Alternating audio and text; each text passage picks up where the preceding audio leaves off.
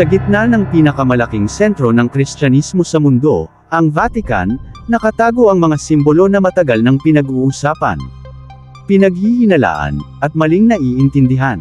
Mga hugis na parabang mula sa mga kwento ng kadiliman, mga hugis ng serpenti o ahas. Maraming nagsasabing ito'y tanda ng demonyo, mga lihim na kasunduan, o mga nakatagong agenda. Maraming teorya na nagsasabing ang mga serpenti sa Vatican ay nauugnay sa mga lihim na organisasyon, o demonyo.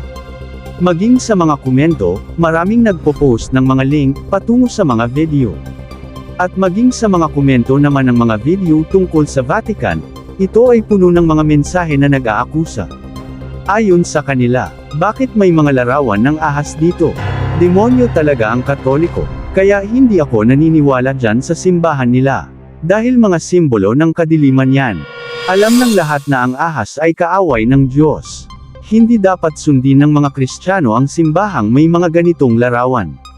Malinaw na may lihim na masama ang simbahang Katoliko. Pero ano nga ba ang tunay na kahulugan ng mga ito? Totoo ba na ginawa ito upang maging simbolo ng kadiliman, o isa lamang gawa-gawa ng mga kritiko, na nais pabagsakin ang Iglesia Katolika Romana? Kung nais mong malaman ang tiyak na kasagutan, tapusin po lamang ang panunood hanggang dulo.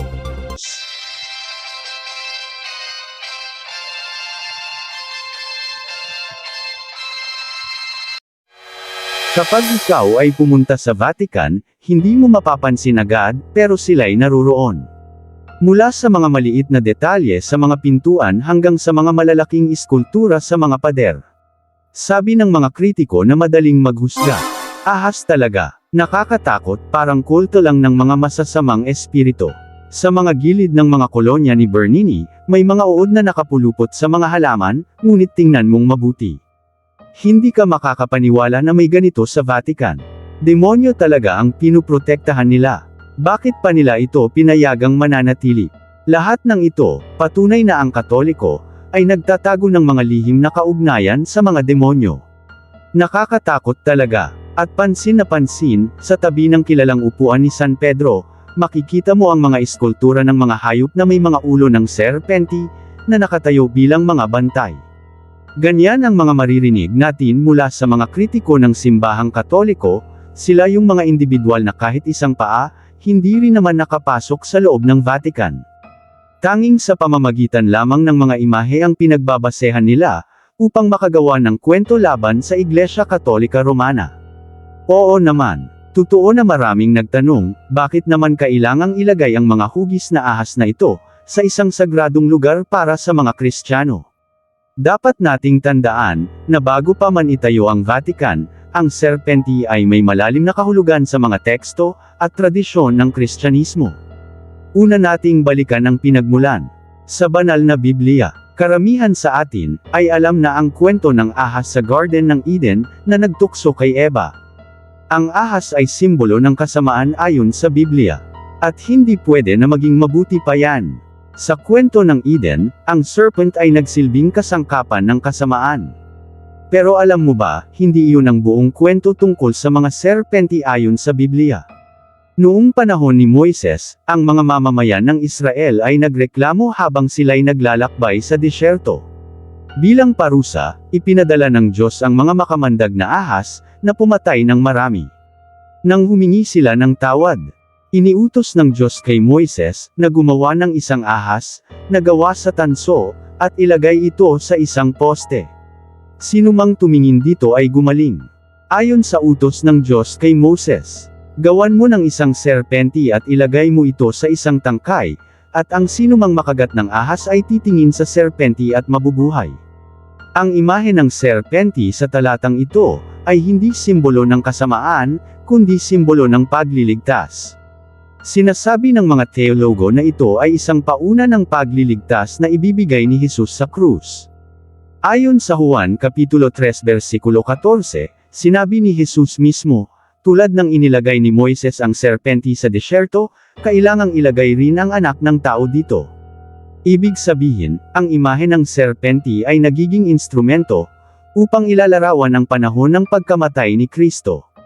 Kaya ang serpenti sa pagkakataon na ito, ay naging simbolo ng pagtagumpayan sa kamatayan ni Kristo sa krus, at pagpatawad.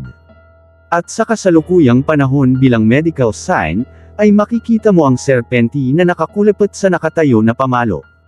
Ang ahas dito ay kumakatawan sa pagbabagong lakas, karunungan, at pagpapagaling.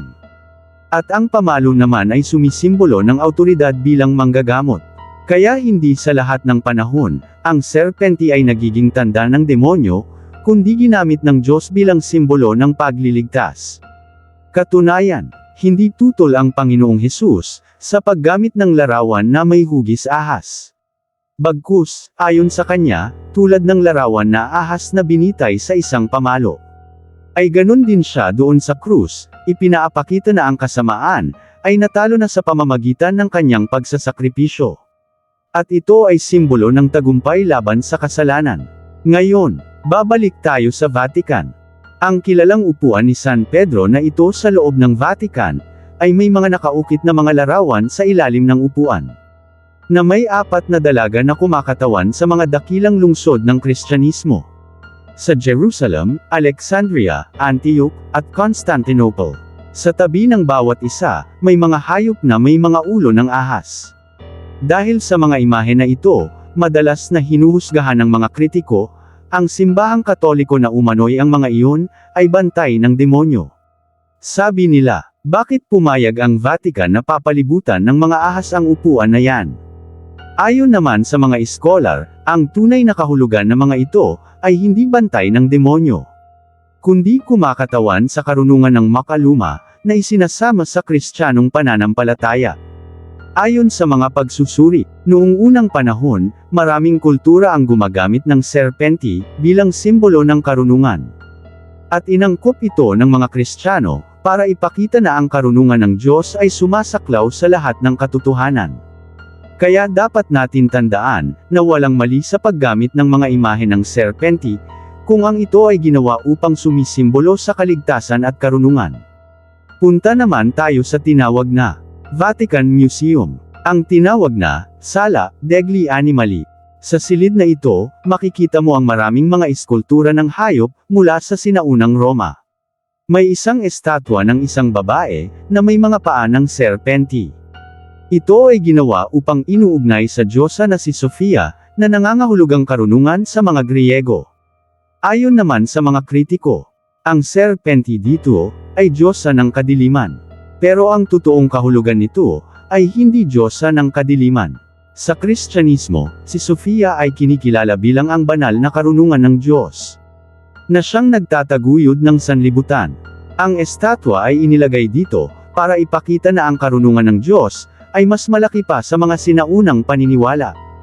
At narito ang pinakakontrobersyal na estruktura sa Vatican, ang Paul VI Audience Hall, na sinasabing hugis serpenti ng mga kritiko. Marami rin ang nagkomento tungkol dito. Narito ang kanilang mga komento at paghuhusga, pakinggan natin. Ang gusaling ito, ay halatang hugis ulo ng ahas. At talagang may lihim umano ng kadiliman ng Vatican. Ayon sa kanila, ito ay patunay na sila ay nagtataguyod ng mga bagay na laban sa Diyos. Dahil ang serpenti umano ay simbolo ng demonyo. Subalit, narito ang katotohanan. Ang hugis na serpenti na nasa larawan, ay ginawa lamang ng mga kritiko, na kadalasan ay gumagamit ng pilit na pagkakakunan ng larawan, partikular na anggulo, o pag-edit ng imahe para lumabas na parang totoong serpenti. Ang audience hall na ito, ay idinisenyo ng arkitekto, na si Pierluigi Nervi. At natapos noong 1971. Ang aktwal na hugis ng gusali, ay parang isang bilog na pinahaba, o isang parang shell, na nakatuon sa entablado. Idinisenyo ito para ang lahat ng 12,000 manunood ay makakita at makakarinig ng maayos mula sa gitna, upang hindi na lumawak pa ang echo sa tuwing may nagsasalita. Ang 2 malalaking bintana sa gilid ay para sa natural na liwanag. Pero hindi ito mga mata ng ahas, tulad ng sinasabi ng mga kritiko na walang alam sa plano ng gusaling ito. Ang panlabas na ibabaw na may tila balat ng reptilya, ay simpleng resulta ng makabagong disenyo ng semento, na kapag tiningnan mo ang gusali mula sa tamang anggulo, o kung titingnan mo ang buong disenyo nito, Hindi ito kahawig ng serpenti. Kaya lamang, ang mga kritiko, ay kadalasang kukuha lamang ng isang bahagi ng gusali, o kukuha ng larawan sa sobrang lapit o sobrang tiyak na anggulo, para lumikha lamang ng ilusyon ng hugis na kanilang gustong ipakita. Pero ayon sa mga eksperto sa arkitektura, at sa opisyal na pahayag ng Vatican, walang sinumang layunin na gawing hugis serpenti ang gusali na ito. Kundi ang disenyo ay batay sa praktikalidad, kaginhawaan ng mga tao, at modernong pamamaraan ng pagtatayo. At ang mga paglalarawang ito ng mga kritiko ng Katoliko bilang serpenti, ay mga pinipilit lamang na interpretasyon na wala naman silang kaalam-alam sa plano ng arkitekto, o sa agenda ng simbahan tungkol sa pagdedesinyo sa gusali na ito. Kaya ang mga Katoliko na may malawak na kaalaman, tungkol sa kung bakit may mga hugis ng serpenti sa Vatican, ay nagkaroon na rin ng malawak na pag-uunawa at pagkakaintindi. Na ang mga ito ay ginawa upang sa pamamagitan ng mga tanawin, ay mas naiintindihan nila ang mga pangyayari noon na may koneksyon para sa kasalukuyang panahon.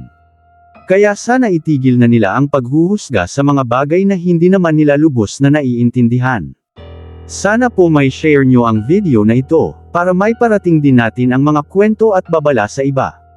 Ito po si Kuya Tem. Hanggang sa susunod na paglalakbay.